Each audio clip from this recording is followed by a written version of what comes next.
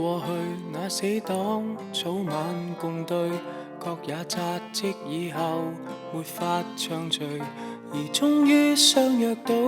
但無言共對，疏淡如水。日夜做見爸爸，剛好上身，卻霎眼看出他多了皺紋，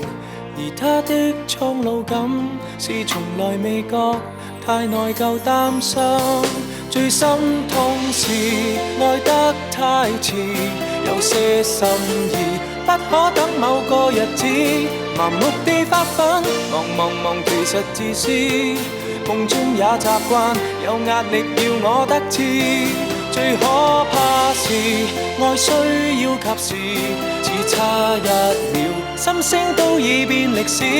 忘極亦放肆，見我愛見的相知，要抱要吻要怎麼也好，偏要推說等下一次。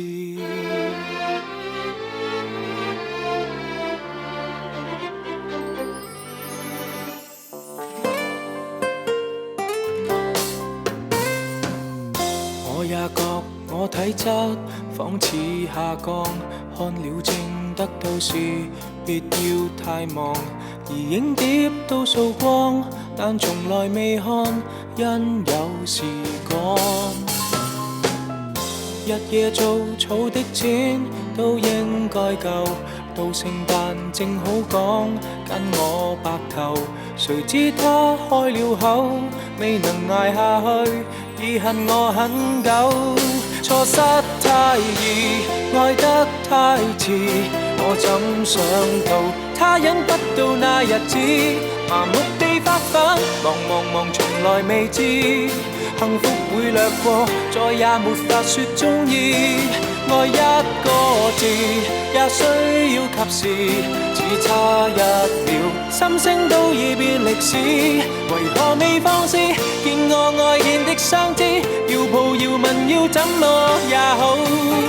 不要相信一切有下次，相擁我所愛又花幾多秒，這幾秒能夠做到又有多少，未算少，足夠遺憾忘掉多少抱憾，多少過路人太懂估計，卻不懂愛惜自身。人在發奮，想起他朝都興奮，但今晚未過，你要過也很吸引。縱不信運，你不過是人，理想很遠，愛於咫尺卻在等。來日別操心，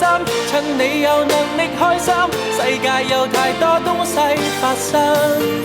不要等到天上苦陷。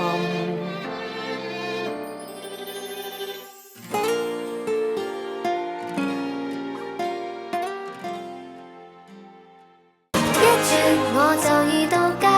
歷險逼真對嗎？相信這段太不同，懶得分享階段，也就快到嗎？歷險真的到嗎？一轉看着紅葉